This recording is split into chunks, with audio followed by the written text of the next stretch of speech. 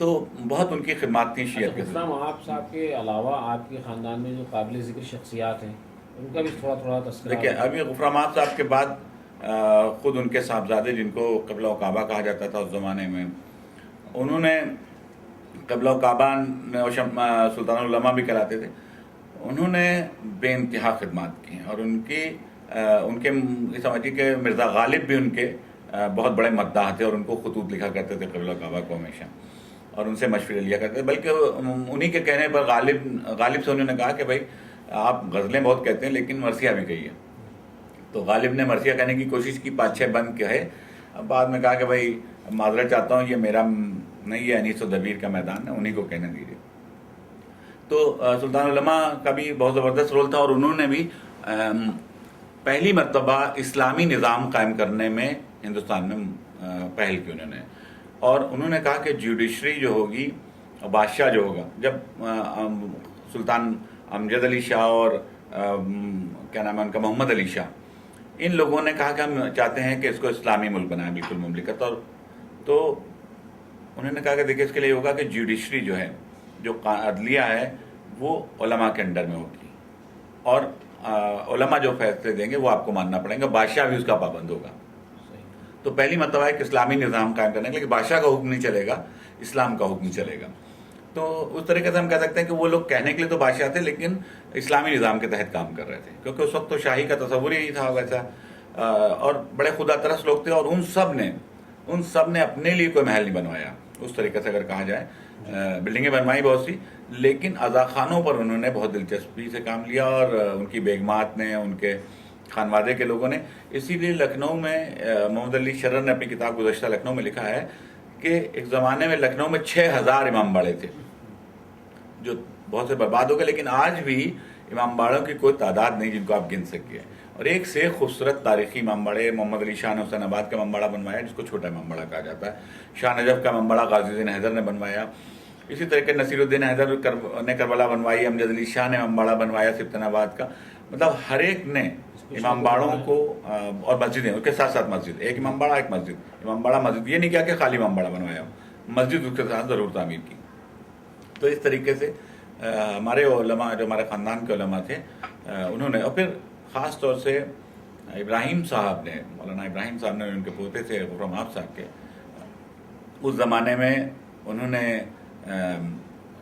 اب چاہے جو بھی کہیں کہ خلیفتہ بلا فصل کا اضافہ کیا قرآن میں، جب اذان میں انہوں نے شروع کیا کہ مطلب جو آج ہم اذان دے رہے ہیں، خلیفتہ بلا فصل کا اعلان جو ہے ان سے پہلے نہیں ہوتا تھا، صرف علی ولی اللہ کا اعلان ہوتا تھا. خلیفتہ بلا فصل لگانے کا سلسلہ ان کے زمانے میں شروع ہوا، اور اس کا پھر باقاعدہ مقدمہ بھی کیا عدالت میں، انگریز کی عدالت میں بھی گیا، سنیوں نے اس کو مقدمہ کر دیا، سب کچھ ہوا. لیکن انگریزوں نے کہا کہ نہیں، یہ ان کا اعلان کا حق ہے ان کو، اور ان کو ملنا چاہیے. تو وہ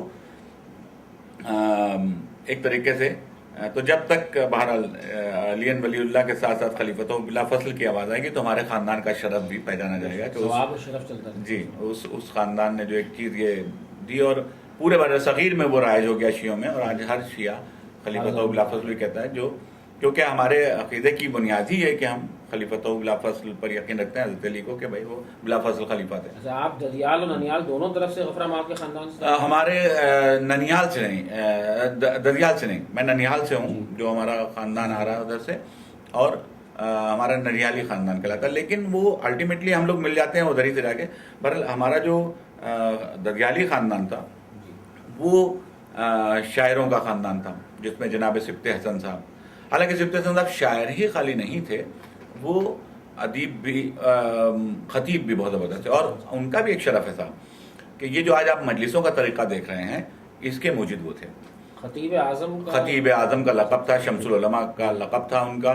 اور وہ خطیب اعظم اسی لیے کہلاتے تھے کہ انہوں نے پہلی مرتبہ یہ شروعات کی کہ اس طریقے سے مجلسیں پڑھے کہ پہلے خطبہ ہو اس میں، اور اس کے بعد فضائل بیان ہو، کچھ پیغام دیا جائے، اور اس کے بعد پھر مصائب ہو. کیونکہ اس سے پہلے خطابت کی یہ جو طریقہ ہے جو انہی کی ایجاد ہے. کیونکہ اس سے قبل تک صرف روضہ خوانی ہوا کرتی تھی، یا مرثیے لوگ پڑھا کرتے تھے، اور مراثی ہوتے تھے، یا مطلب مجالس کا سلسلہ نہیں تھا کہ انہوں نے ممبر کو تبلیغ کا ایک ٹول بنایا ایک طریقے سے. حسن صاحب آپ کے دادا ہمارے دادا کے بھی مطلب ان کے دادا کے چچا.